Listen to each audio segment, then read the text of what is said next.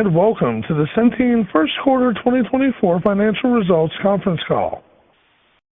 All participants will be in listen-only mode.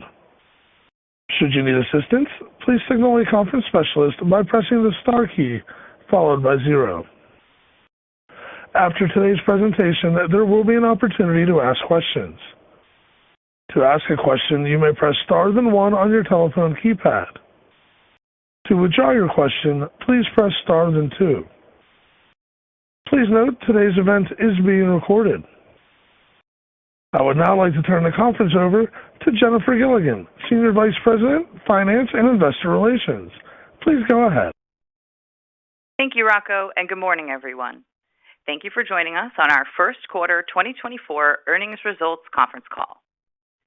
Sarah London, Chief Executive Officer, and Drew Asher, Executive Vice President and Chief Financial Officer of Centene, will host this morning's call, which also can be accessed through our website at centene.com. Ken Fasola, Centene's President, will also be available as a participant during Q&A.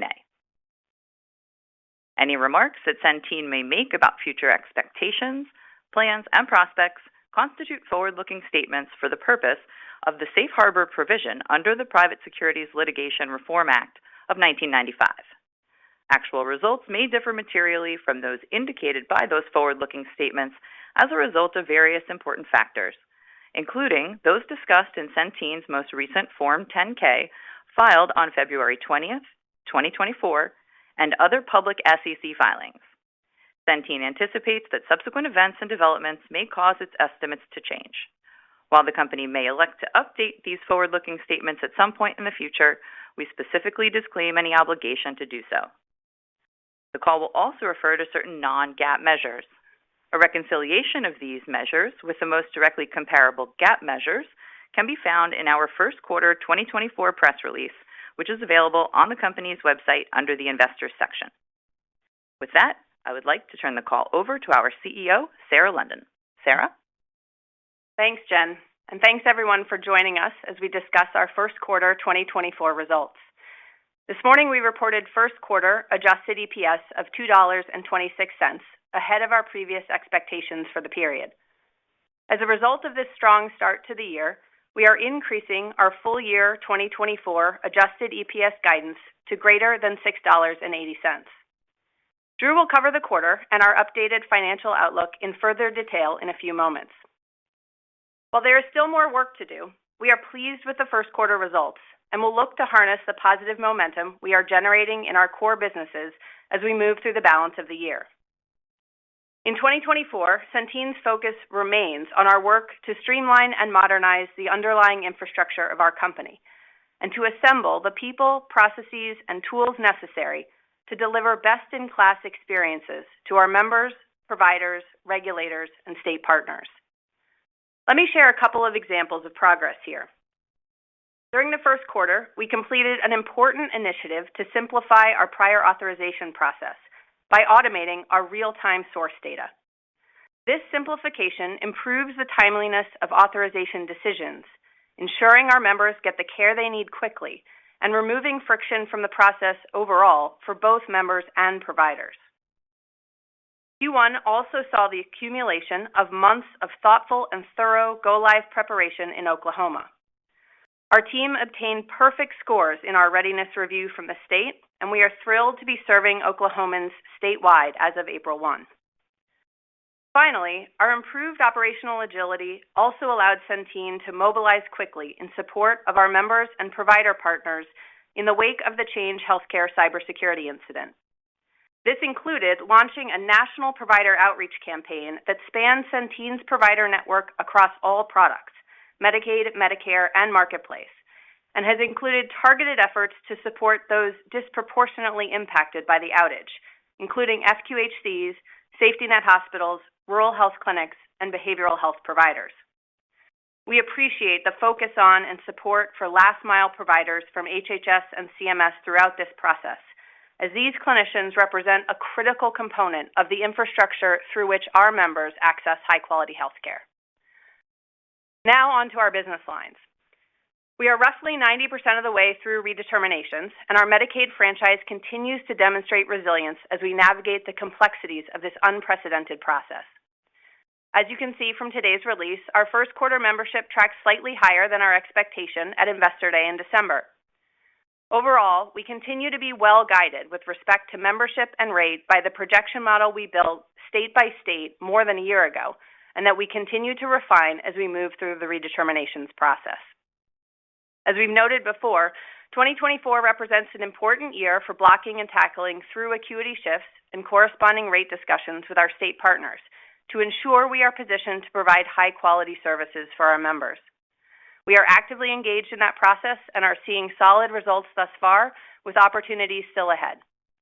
As we move through the remainder of the year, we expect these discussions to increasingly represent the regular back-and-forth dialogue we maintain with our state partners in the normal course of managing the dynamics around each individual Medicaid program we serve.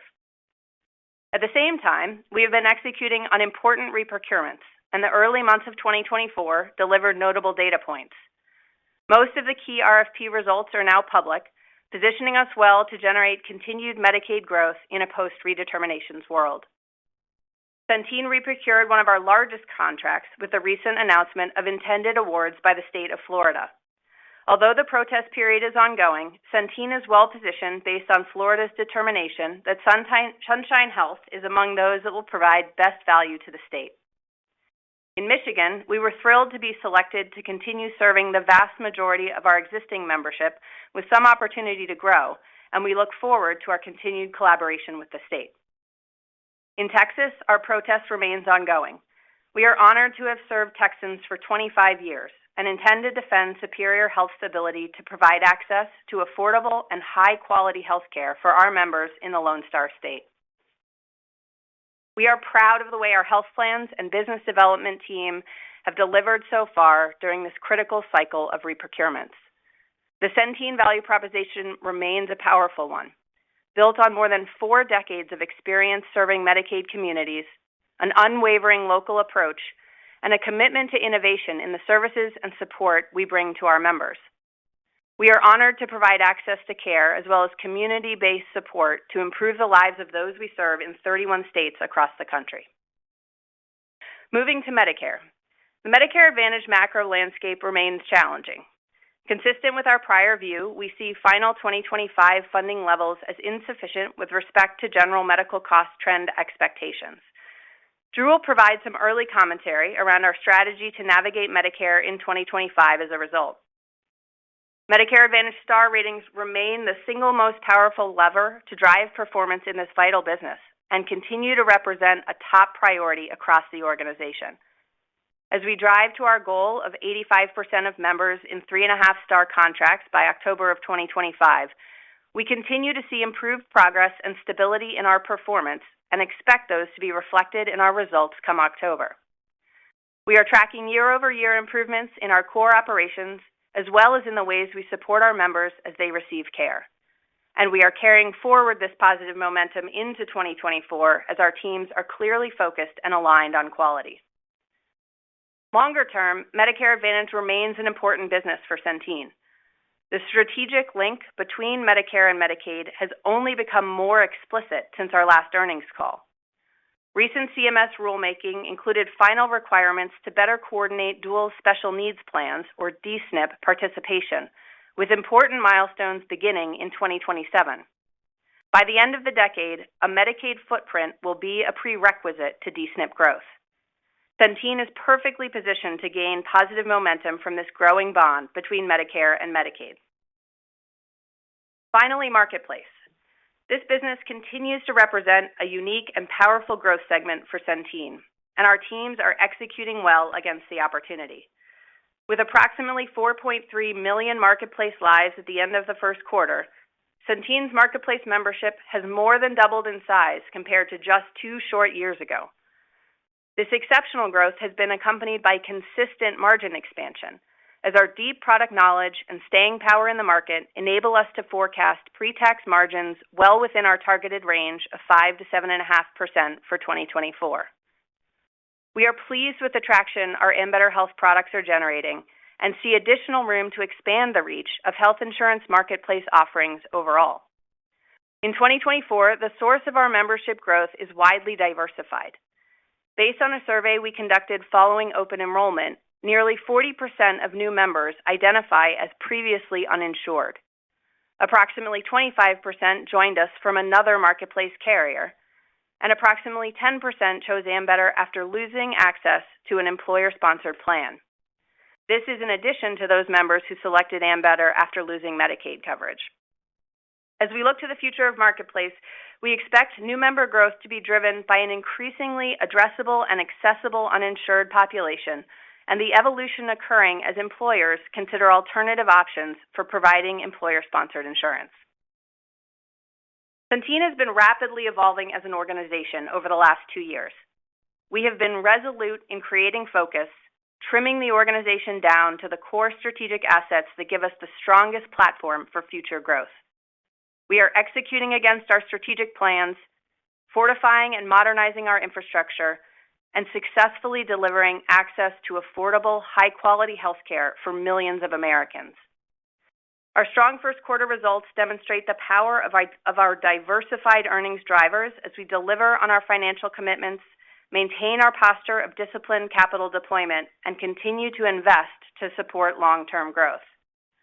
As always, we want to thank our nationwide workforce of nearly 60,000 for showing up every day, committed to improving the lives of our members and transforming the health of the communities we serve. This Centene is the engine that ultimately powers our results and amplifies our impact.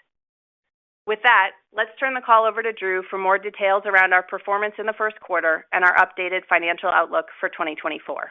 Drew? Thank you, Sarah. Today, we reported first quarter 2024 results, including $36.3 billion in premium and service revenue, and adjusted diluted earnings per share of $2.26 in the quarter, 7% higher than Q1 of 2023. This result was better than our expectations, and we are increasing full-year 2024 adjusted EPS guidance by a dime to greater than $6.80. This quarter is a good example of the benefit of a diversified business with multiple levers to drive results. Our Q1 consolidated HBR was 87.1%, which is right on track for our full-year guidance. Here's an example of the benefit of that diversification, since we provide you with transparency into the line of business components. Medicaid at 90.9% was a little higher in the quarter than we expected as we continue to work through the appropriate matching of rates and acuity in the short term. Redeterminations are certainly front and center in the acuity rate match process, but getting the right match for other circumstances, such as states changing pharmacy programs or behavioral health practices, are also important initiatives in a handful of states. On the other hand, our commercial HBR at 73.3% was a little better than we had planned in the quarter, driven by the continued strength of our marketplace business. And our Medicare segment at 90.8% was right on track in the quarter. All of this netting out to 87.1%, a good result.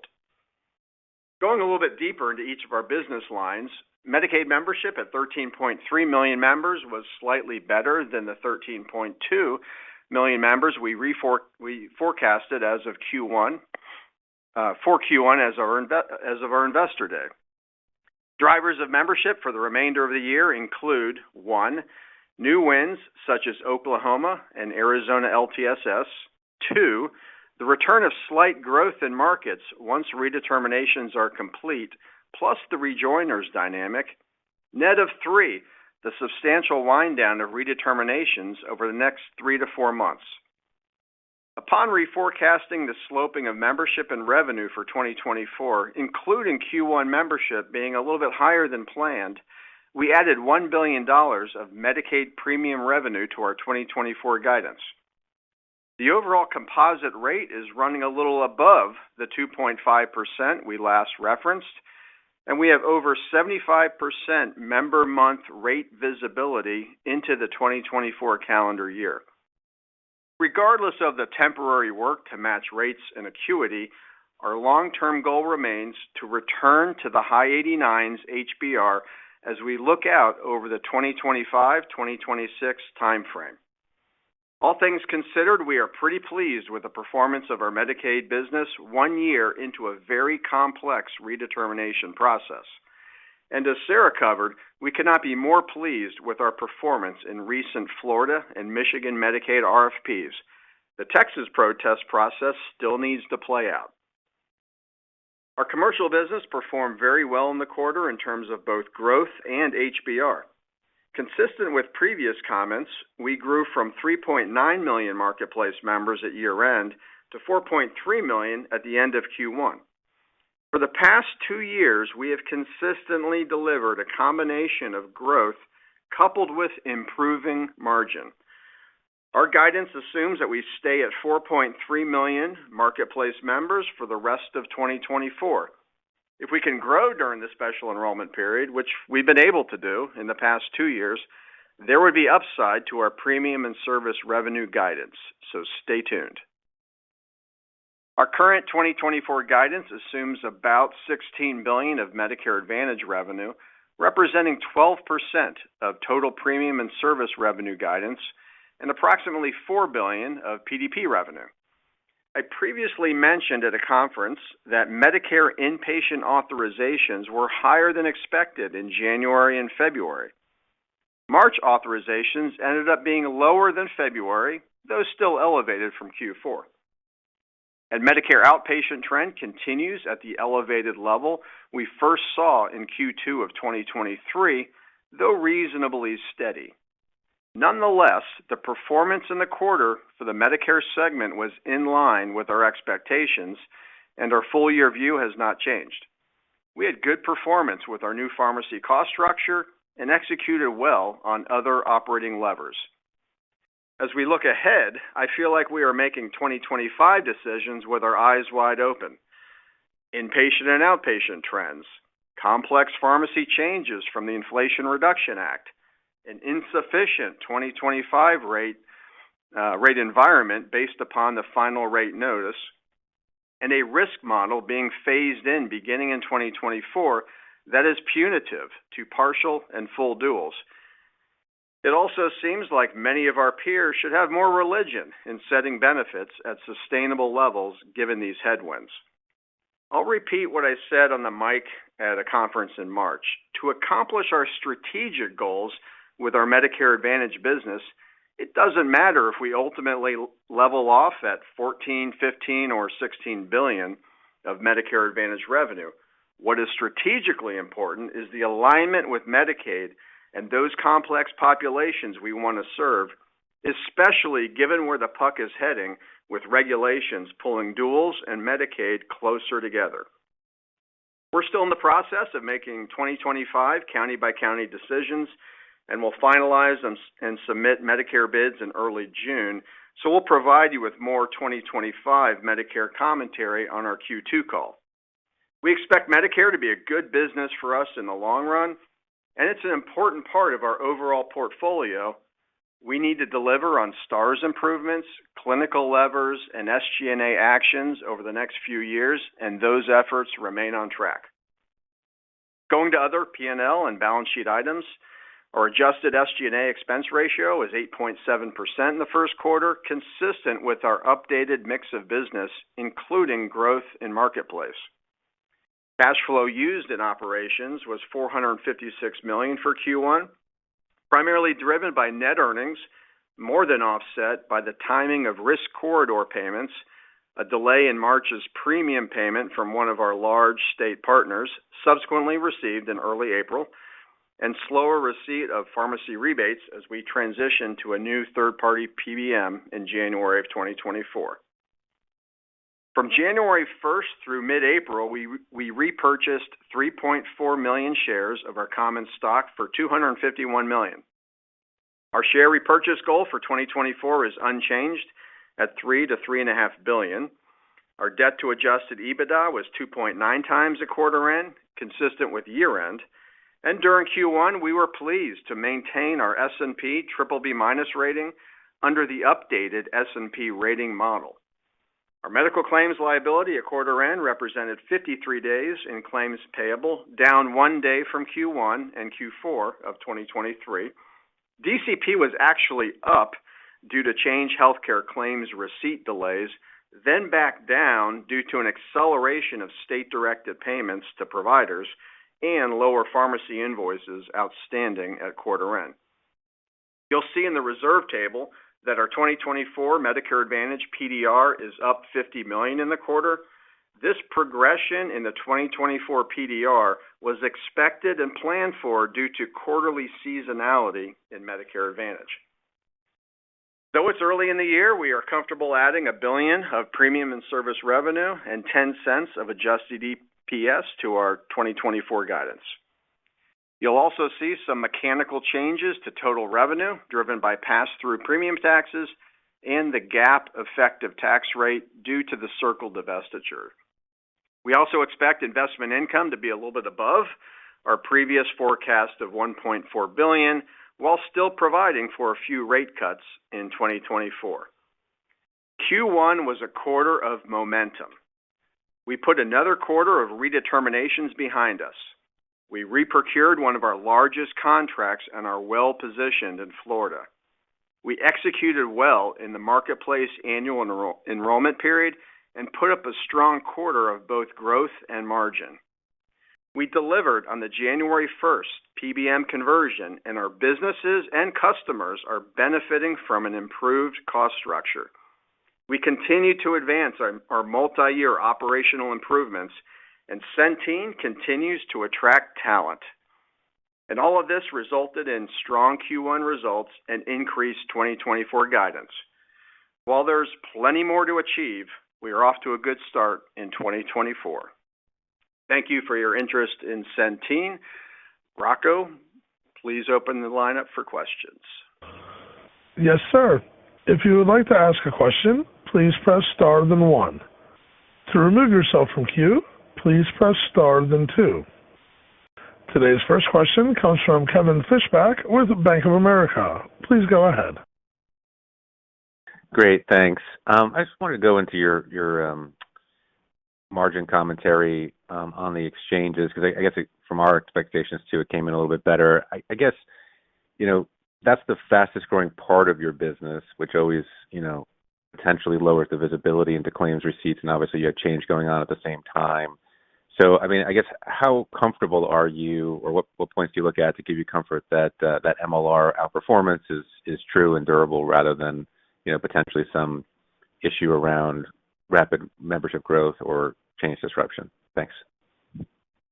Yeah, thanks, Kevin. I think 2 important points there. One is just the confidence in the overall HBR, and I think as we look back over the last 2 cycles, we have seen rapid growth in the market overall, and obviously growth in our book. It's more than doubled in the last 2 years.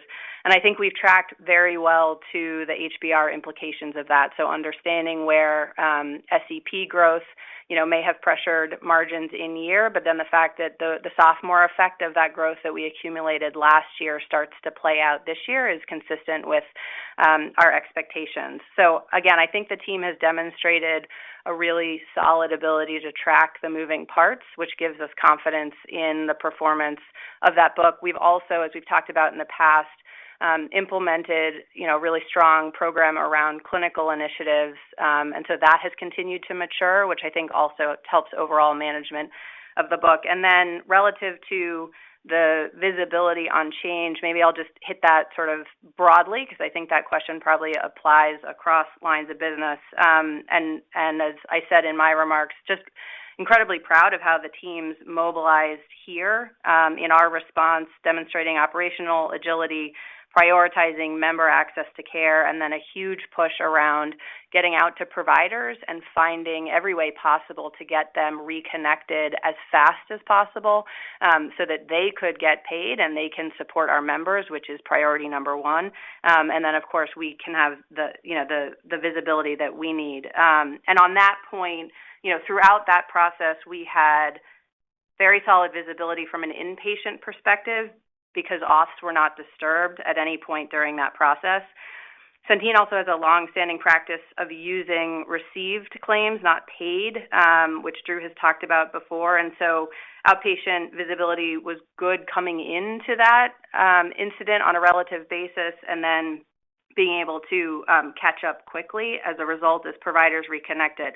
So the highest point, we were missing, mid-teens percentage of our claims, but by the time we closed the quarter, the impact was very modest, and we accounted for that in our financial processes. Great, thanks. Thank you. And our next question comes from Stephen Baxter at Wells Fargo. Please go ahead. Yeah, hi, thanks. I wanted to ask about the revised premium and service revenue guidance first. It seems like based on what you saw in the first quarter that you'd annualize to something closer to around $145 billion versus the revised guidance of $137 billion. So wondering if there's anything we should be keeping in mind just as another kind of call out. The Medicaid premiums in the quarter were well above our model, so I don't know if there's anything there that's influencing it. And then from the Medicaid MLR perspective, how are you thinking about Medicaid MLR progression through the year from the starting point and the factors that are influencing that? Thanks. Yeah, Stephen, in Q1, we did have a fair amount of state-directed payments. In fact, some states, we believe, in response to the change incident, accelerated a number of those. That actually also had about a 20 basis point impact on our Q1 Medicaid HBR relative to our expectations of a normal level of state-directed payments. So that also showed up in our premium revenue, so you can't quite annualize Q1. And there could be a little bit more, we expect a little bit more redetermination attrition through Q2, maybe a little bit into Q3, but then on the flip side, we've got some growth coming in as well.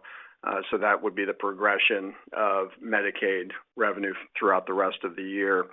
Medicare, probably a little bit more attrition throughout the year as we prepare for our 2025 bids and the bid decisions we're going to make in terms of where we want to emphasize, where we want to de-emphasize products, PBPs, states, age contracts for 25. So we will probably have a little bit more attrition in Medicare Advantage as planned throughout the year.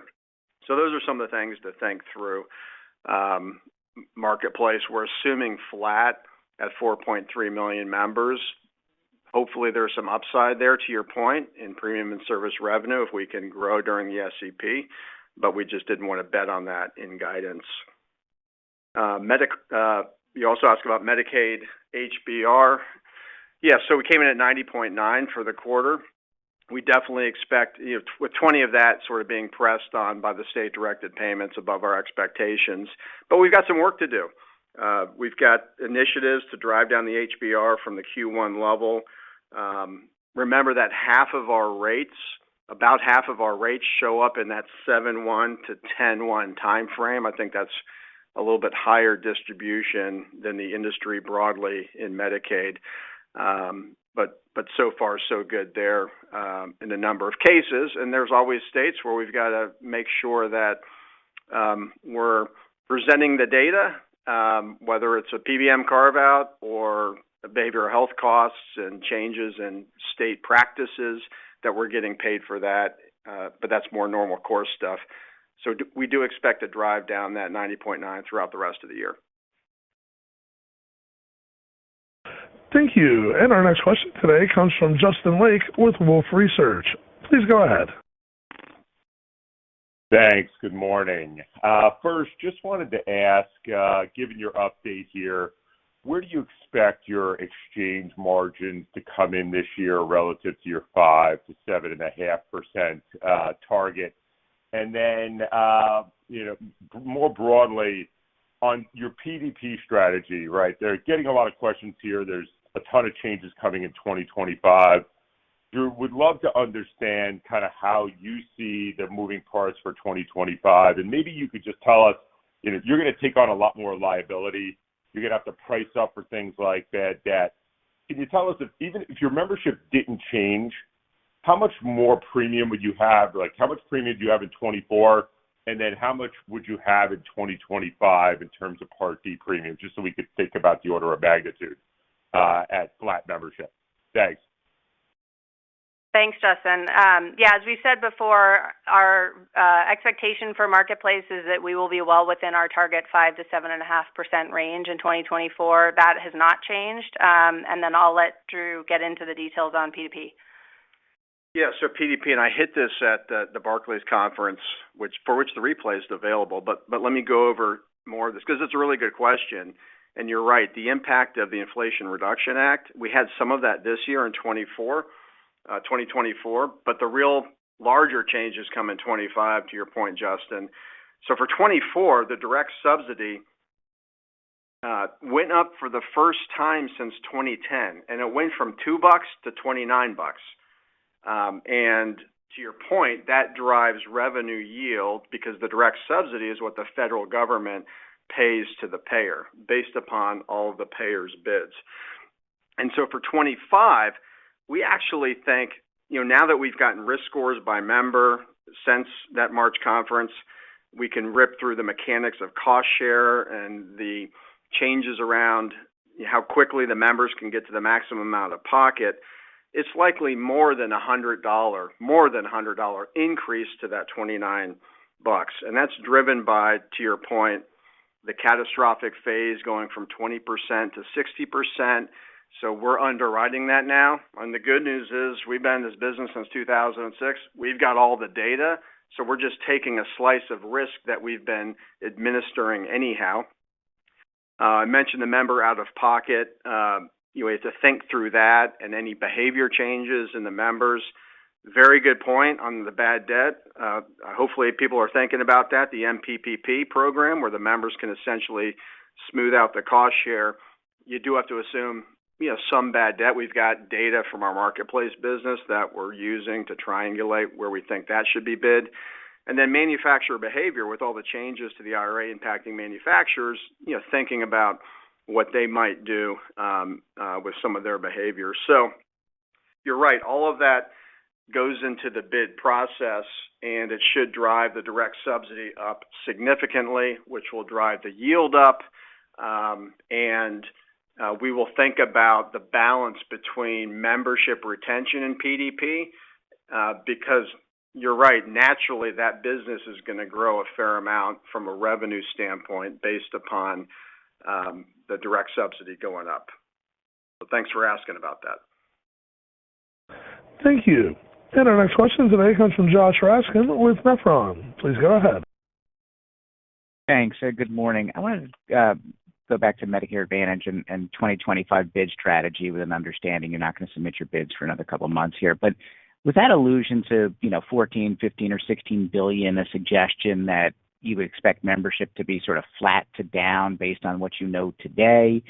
And then do you expect to book another PDR in terms of where you think margins would be for next year? And then lastly, heard some commentary. I don't think we've heard this before, sort of defending the idea that Medicare Advantage is still an important segment. But is there a scenario where MA is not a core operating business for Centene? I understand the advantage with the Medicaid footprint becoming more important, but is there a scenario where just contribution to earnings and even revenues is not large enough to justify the infrastructure?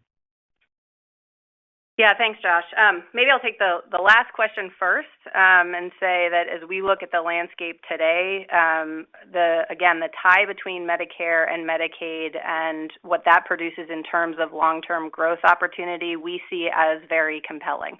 And so, we're always evaluating how the landscape changes, but we're very committed to rebuilding our Medicare franchise focused on the low-income complex members and using that to drive growth across both lines of business. Obviously see opportunity for earnings contribution and then longer-term growth in that business. Relative to 2025, certainly a more challenging rate environment than I think most might have expected. But again, we're really focused on building a high-quality, sort of durable franchise that will allow us to remain agile as the landscape shifts. What hasn't changed for us is, and the things that we can control are Stars, as Drew said, the biggest lever being 2/3 of performance improvement for Medicare, and then SG&A and clinical initiatives, which we remain focused on and are on track. Obviously, too early, as you said, to discuss bid strategy, but we do continue to see volume as the lever as we sharpen the focus of the book, position to support those quality improvement efforts, and make county-by-county decisions to improve profitability. I think it's also too early to weigh in on a PDR, but we're obviously taking into account all of the factors as we think about the guidance that we set and sort of the balance of the year as we come through finalizing those decisions over the next 6 to 8 weeks. Thank you. And our next question today comes from Andrew Mok with Barclays. Please go ahead. Hi, just wanted to follow up on the Medicare MLR, and just given the strong growth in PDP combined with the strong MLR seasonality of that business, can you give us a sense for underlying trends there and how that's supposed to impact the balance of the year on the Medicare MLR? Thanks. Yeah, you're right on seasonality of the PDP business in our Medicare segment. So unlike a commercial business where you've got deductibles in the beginning of the year and your HBR goes up through the year, it's the opposite in PDP. So we still feel good about the range around 90% for our Medicare segment HBR for the full year. Underneath that trend, outpatient still elevated, but consistent with that higher level since Q2 of 23. And we've got assumptions of that perpetuating throughout 24 embedded in our forecast. Inpatient, as I said earlier, a little bit of a tick up in authorizations in January, February. It's good to see a little bit of relief in March relative to February, but still elevated relative to Q1. So we've thought about that going forward as well. And then we've got good performance in Medicare. There's other clinical initiatives that we've been able to execute on, and you're getting paid the right amount of revenue as well that have helped sort of curtail some of that inpatient authorization. So I feel pretty good about Q1 and expect that to sort of carry on through the year. Thank you. And our next question today comes from Nathan Rich at Goldman Sachs. Please go ahead. Good morning, and thanks for the question. I wanted to stick on Medicare Advantage. I guess, I think duals are about a third of your membership right now, and obviously, you highlighted the opportunity there. I guess, could you give us a sense of, maybe where margins are currently on that population relative to non-duals, and when you're thinking about, changes that need to be made in terms of bid design for 2025, how you're approaching that population given the prioritizing and serving this population longer term? Thank you. Yeah, Nathan, thanks for the question. So we talked about this a little bit earlier this year, but we intentionally came into the 2024 cycle redesigning our product offerings with the duals population, again, low-income complex population more broadly in mind, and we're really pleased with how the team executed during AEP, and that is inclusive of product design, but it's also being really thoughtful about what distribution channels best reach those members and the experience that really drives loyalty among that population. And so, saw an uptick in the concentration of duals in our overall population in this AEP consistent with what we were looking for. And I think that bodes well in terms of our team's ability to really understand that population, to leverage the local knowledge that we have and that synergy across the Medicaid and Medicare population in serving these members, those local community resources that matter in terms of driving health outcomes.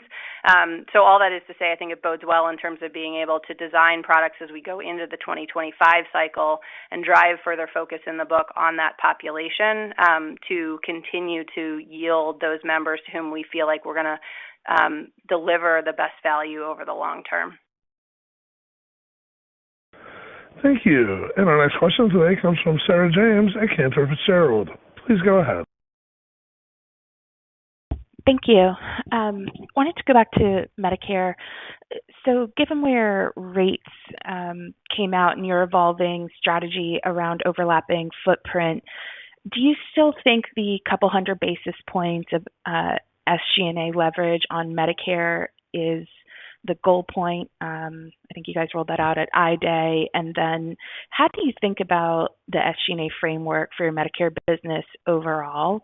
Because typically I think about it being a couple % higher than Medicaid would run. But given the scale that you're targeting, is that still a fair ballpark for where the overhead costs would run for that business unit? Yeah, so you're right. We need to take out, I said, at least 200 basis points of SG&A over the next few years to be, to get to sort of where we want to get to in Medicare Advantage. And, the plans are on track to do that. Think about, WellCare had well below 1 million members, when WellCare came into the Centene combination. And WellCare was at scale and operating effectively and efficiently. So the scale, we're not really concerned about scale issues with Medicare, even as we expect a little bit more attrition as we prioritize the strategic goals of being in Medicare and the tie into Medicaid. To your point, the footprint matching up, as well as prioritizing, margin recovery over the next few years, driven predominantly by stars, but other levers like SG&A that we're talking about here and clinical initiatives. So it's certainly a much higher SG&A ratio than Medicaid because you've got distribution costs and open enrollment costs and things like that. And Marketplace is actually a little bit higher than Medicare itself. So that does mechanically work its way into our SG&A rate. So we're not concerned about, being subscale in Medicare Advantage. We want that business to sit side by side with our Medicaid business to seize the opportunities of the future later on in the decade. And we'll power through 2025, even if that means some attrition.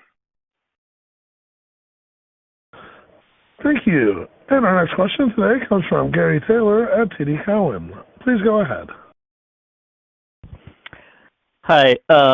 Actually, I just kind of wanted to follow up, I guess, on that last comment, Drew, just a second. We were just looking at total employees down 12% sequentially, 8,000 sequentially, and we're just trying to think through what the implications are, sequentially into 2Q, 3Q in terms of G&A, or if even some of those employees might be medical support in the MedX line. And then just my second question would be just to clarify on when we see the $50 million additional PDR for Medicare in the 10Q, is that an additional $50 million that ran through the P&L this quarter and impacted the reported EPS and weighed on the reported Medicare MLR this quarter? Yeah, good questions. Most of the change in the employee base is the divestiture of Circle. That was pretty employee intensive in Great Britain. So that was a result of divestiture. Although we are constantly managing the right amount of resources, it's our job to, on behalf of taxpayers, on behalf of the federal and state governments, managing efficiently, matching resources with the business that we have and trying to do that efficiently and effectively. But that big move was due to divestiture. And you're right, the $50 million, while we expected it as we mapped out the seasonality of Medicare during the year, and that has the PDR sort of pushing up a little bit in Q2, maybe a little bit more in Q3, and then being relieved completely relative to the 2024 policy year in Q4. That $50 million did hit the P&L. It did make its way into the loss ratio for the Medicare segment, but it was as planned, so it wasn't a surprise to us. Thank you. And our next question today comes from Kyle Stemick with J.P. Morgan. Please go ahead. Thanks. I had a couple of clarifications.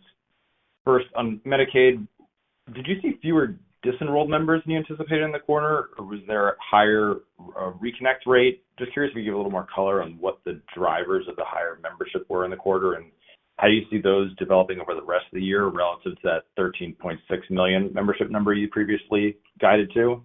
And then second, on the Medicaid composite rate, the 2.5, just want to clarify, is that the core is running a little bit better than you expected, or is that 2.5 inclusive of the accelerated state payments? Thanks. Yeah, on membership, we still expect to be in that mid-13s by year end. And so I think 100,000 member difference on 13.2, 13.3 million, some may call rounding, but luckily it's rounding in the right direction, right? But it's probably more timing of precision around redeterminations, and some of that will carry into Q2. And there's even a few states that will tail off into Q3 as they've stretched out the redetermination process. But all of that is in the mid-13s estimate of membership by year end, which includes a couple of nice growth opportunities too that we seized. Oklahoma, which commenced 4/1, and as you heard in Sarah's remarks, that went really well operationally. And then, subject to protest, the Arizona LTSS went low membership but high revenue. And then your question on composite rate, the 2.5. Yeah, we're a little bit above that, and that's sort of an all-in view of a composite rate, whether the rate relates to acuity, whether the rate relates to redeterminations, or just general trend.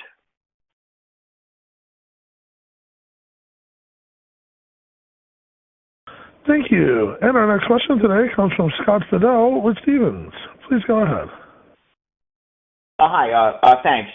Just had a couple of modeling questions that would be helpful.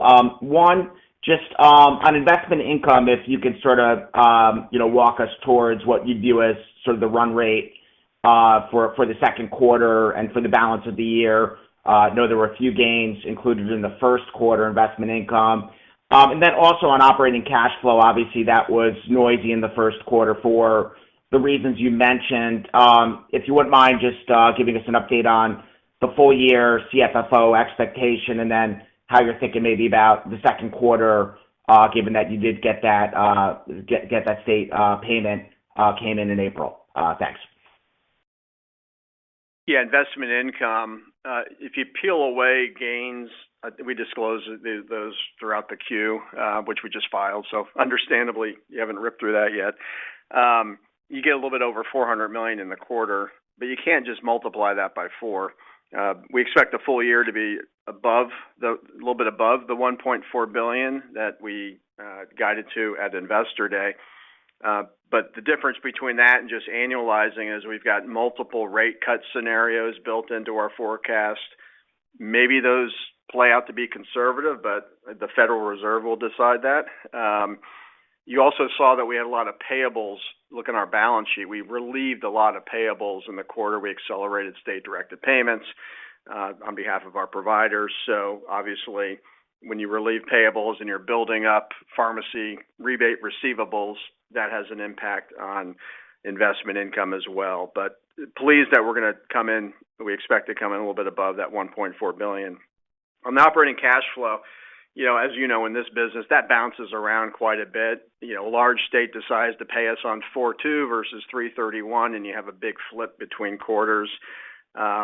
Just mentioned some things that impact cash flow as well, the timing of pharmacy rebate receivables or payable invoices. So, it's sort of maybe a fool's errand to try to predict that quarter to quarter in terms of how that will play out. What really matters in this business is the dividends from subs, the cash flow, not on the GAAP cash flow statement, but the cash that comes from subsidiaries to parent, such that we can deploy capital.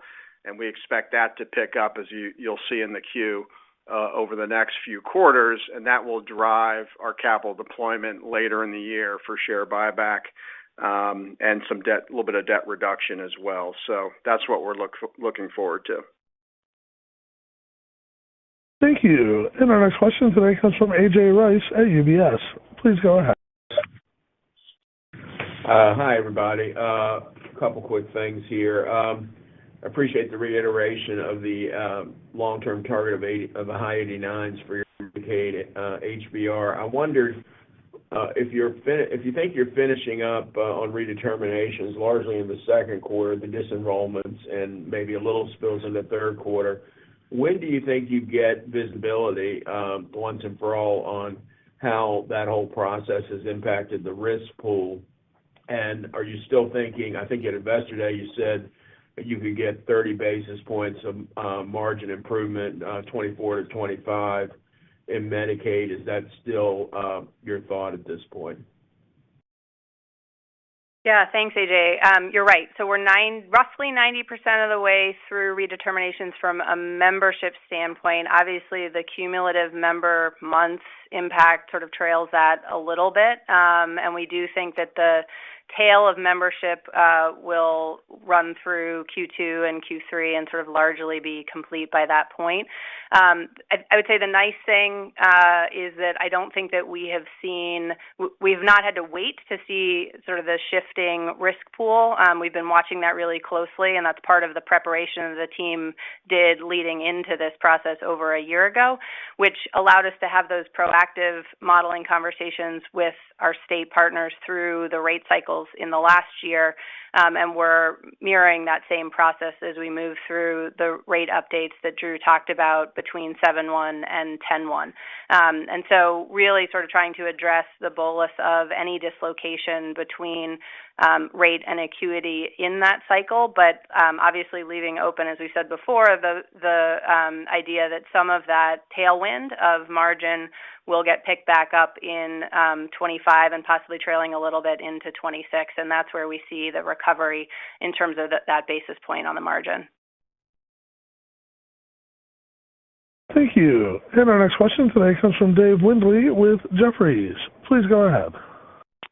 Hi, so just maybe a brief one on that last comment, last point. On the rate visibility, I think you called out 75%.